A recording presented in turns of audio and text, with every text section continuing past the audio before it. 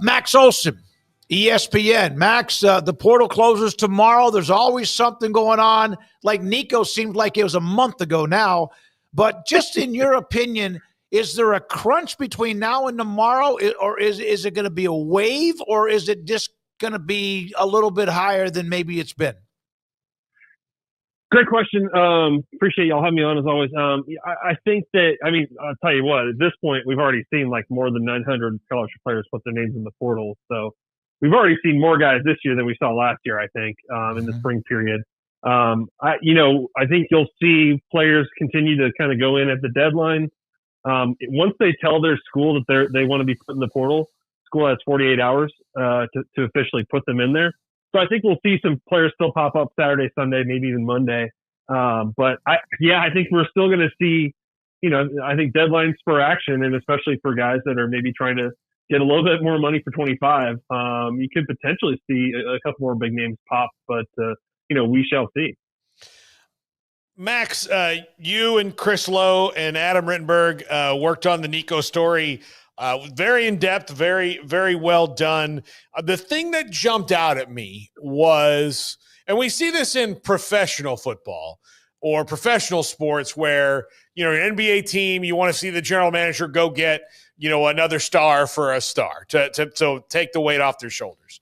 The fact that Nico Iamaleava as a sophomore quarterback would be disappointed in the talent acquisition is something I know coaches don't want to hear, but why would he think that they would listen to him on that or trust any of his expertise? He's barely been in this thing.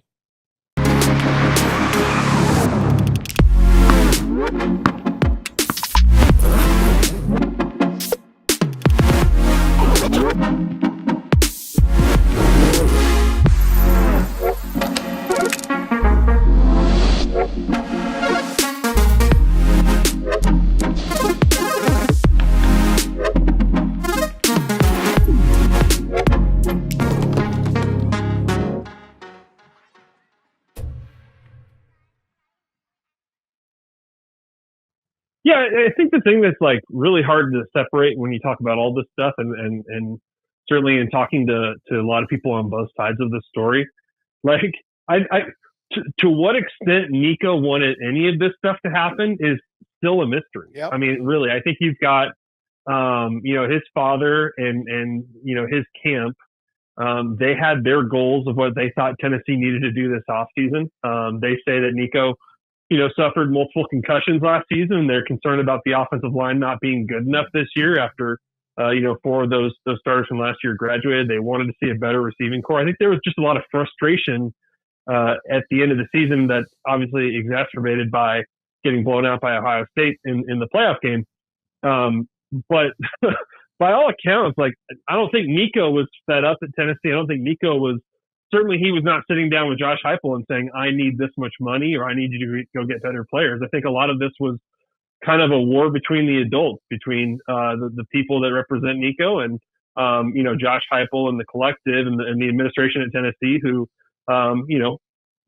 you can say kind of signed up for this in the first place, obviously, with the deal that they gave Nico's family when he was a high schooler. But that's the unfortunate thing. Is like we certainly still have not heard very much from Nico about how he feels about all this, but I don't think that he felt like, man, I need to get out of here. So let me give an addendum to that question or an amendment to it. Coaches are not ever going to listen to somebody who's not a coach evaluate the talent on their roster. If his dad and those people said, we don't think the offensive line is good enough, and he'd be like, okay, well, go get some of your offensive linemen and send them to me. Otherwise, we have to develop what we have. Right? Yeah. I think it's also kind of like, be careful what you wish for a little bit with this stuff where it's like, okay, yeah, we're not sure that we like love the direction the offense is going in, the offensive line. The receivers are, Tennessee's going to be pretty young at receiver this year, but obviously some top recruits. Obviously, Dylan Sampson carried that offense a lot last year, and he's off to the NFL. But at the same time, when you're hearing that stuff from people in his camp, it's like, well, are you sure UCLA is like a much better situation offensively? I mean, I think it's I think this was the thing that was kind of a problem is while you may have these frustrations about the situation at Tennessee, you ultimately did not have all this leverage of here's all these teams that are ready to take us and dump their guy for us. And so, Nico ends up in a spot at UCLA where obviously that coaching staff's under a lot of pressure. And, I think there's going to be obviously a ton of attention on can he really lift them up this year. Max Olson with us, 365 Sports. Max, Chris Kleiman told us about a month or so ago about the how miserable he was going to be having to tell 30 guys or 25 players that they could no longer play at Kansas State because of roster spots. We know about the House settlement. We know what Judge Wilkin has said. NCAA apparently didn't get the message. Are those players, if they've entered the portal since Kleiman talked to them, retroactive to come back if, in fact, those roster spots are returned? It's a great question, and one that I think is really concerning over these next few weeks.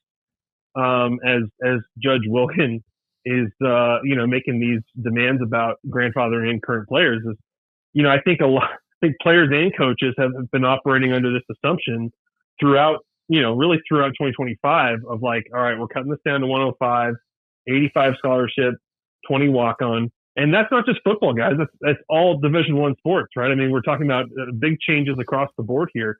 And I looked it up yesterday. I mean, you've got more than 4,600 Division I athletes who have entered the portal in April.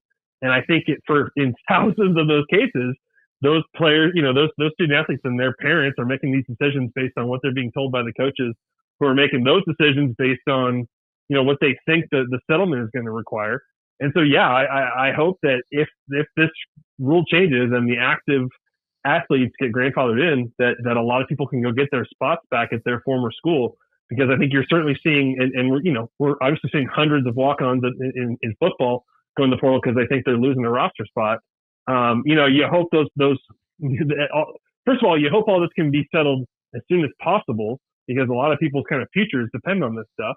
And you hope that schools will be able to take them back or that they'll be able to find a home. Max, one guy I wanted to ask you about in the portal who committed to Ohio State, Bo Atkinson from North Carolina. I didn't realize until I read, it didn't click to me, that we had Belichick on or protege on Belichick crime here with Matt Patricia taking his guy. But Ohio State has big needs because particularly at defensive end, Jack Sawyer and JT Tuimoloau are gone and needed somebody to replace that. Pretty big pickup for them, isn't it? Yeah, definitely. I think that's a situation where, Bo Atkinson had a really promising year last year, led the Tar Heels in sacks. But as you go through these coaching transitions, you've got a new staff coming in and they're trying to implement a 3-4 defense. And that can be a spot where it's tough for an edge player. It's like, am I really what you are looking for in your defensive scheme here going forward? And I don't know if it was a great fit.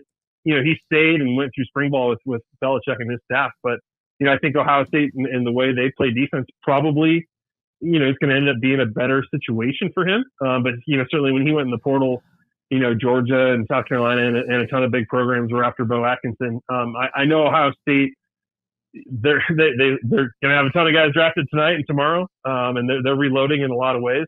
But I think they feel pretty good about what they got, except D-line depth, and just do we have enough to replace the 4 guys that are about to get drafted here? So, defensive end, defensive tackle, that's a priority for them this spring, and Atkinson is a big get for them. I know you got to go. If a player enters the portal in the next 24 to 30 hours or so, is it because they need playing time or because somebody has reached out to them and offered them money?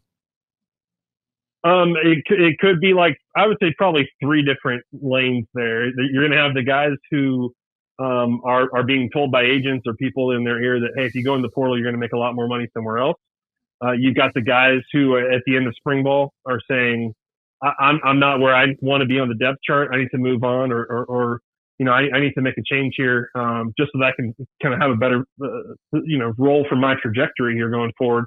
And then I think at this time of year, guys, you're also just going to have players that, at the end of spring ball, coach is going to meet with you and say, hey, I think it's time for you to move on. And we can call them cuts or call them something else. But, I do think you're seeing a lot of guys at the bottom of the depth chart moving on here in this spring portal. And honestly, I think there's probably going to be some gems there. Like I'm seeing a lot of players hit the portal in the past week that are like redshirt freshmen or guys that haven't played very much, but they're still really young. And I think there's probably going to be some steals here down the road because this stuff is getting a little bit less developmental as schools recruit the portal more and want to go get experience all the time. Thank you, buddy. Good luck with it. Handling it all. Max Olson, great to have you.